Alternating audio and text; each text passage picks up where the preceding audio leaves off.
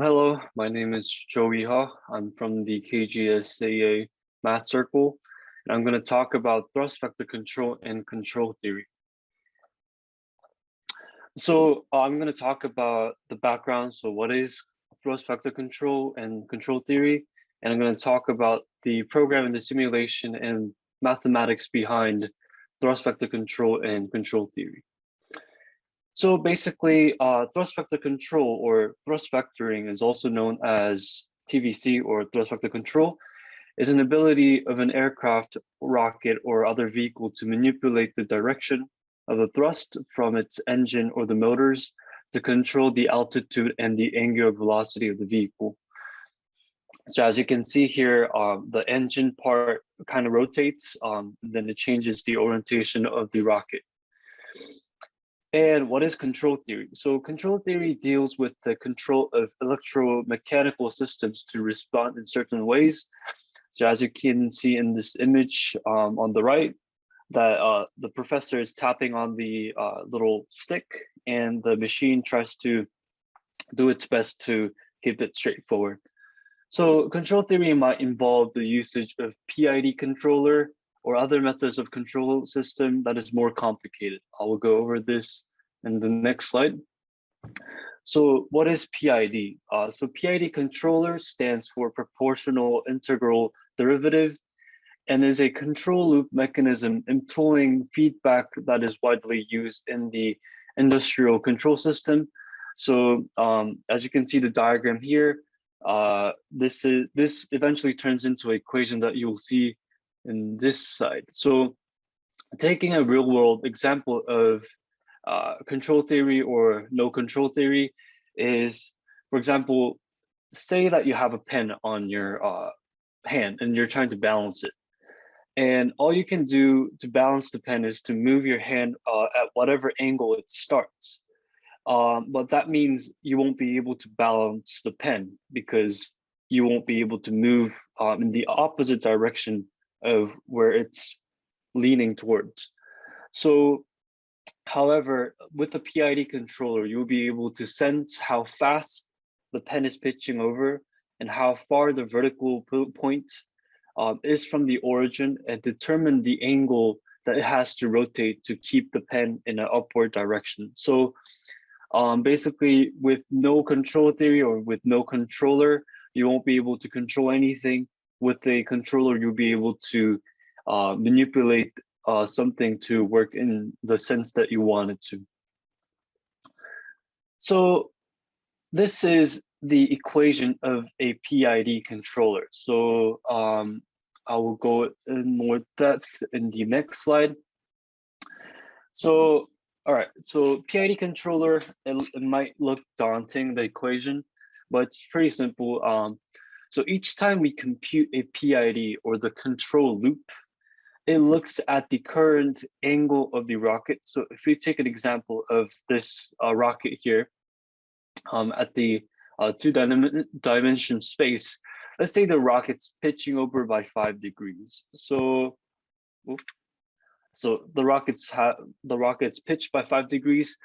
This means that there is an error based on our reference point of 0 degrees. So as you can see, the KP is a proportional component, meaning that it is used to improve the transition to respond rise in time setting of the course. In layman's term, it is basically just a constant multiplied by our error. So we will, for simplicity of this, we will keep the constant value of KP as 1. And because our error, which is the angle, because the angle is 5 degrees, the KPE, this section, which is the again which is the proportional component, is going to be 5. So next we'll move on to the integral gain. As you can see here, the integral gain will slowly build up over the course of time. So basically, it is saying that let's say we have the set time of 20 seconds. So we basically integrate a 5-degree pitch over for 20 seconds, and this will be multiplied by our I gain. So the area underneath the time and error graph will be the I term as it builds up over time. And lastly, our derivative gain, which is going to be the rate of change of the error. So if the error occurs quickly, our D gain will increase. If it changes slowly over time, then our D gain will decrease. So it will be a smaller number. So this is a key part of PID tuning, which is basically picking and selecting the right and the most accurate gains as possible. So what you're doing is you're just calculating the raw numbers that will be inputted into a thrust vectoring controlling system, for example. So, right, so PID is one of the methods that you can use in a control theory. There are much more complicated ways of using this control theory. So PID controller responds to the environment around it, but doesn't yet make any decisions. So in other words, it's like having a human body without a brain yet. So this is when we use something called a state space control, which includes algorithms like LQR, which is a linear quadratic regulator, or MPC, which stands for model predictive control. So by implementing these multi-input and multi-output state space controllers, the flight computer or the computer that's going to be inside a rocket or an aircraft will have a better understanding of the environment around it, and it will have a basic understanding of the physics of the system. So the system will have access to the concept or action and reaction, and would already know what will happen if it were to do something compared to what the environment's doing. Right, so simulation. So I'm gonna show you a video, and after showing you this video, I'm gonna show you an actual simulation.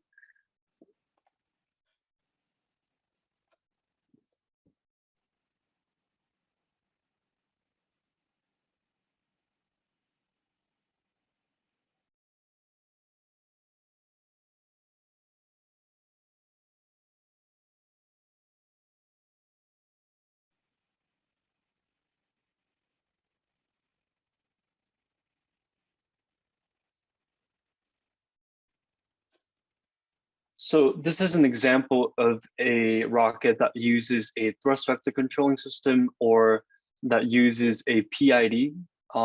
As you can see, as the rocket tries to land, the thrust kind of moves around to deviate its orientation or the possibility of turning. So this is an example of TVC or the PID controller.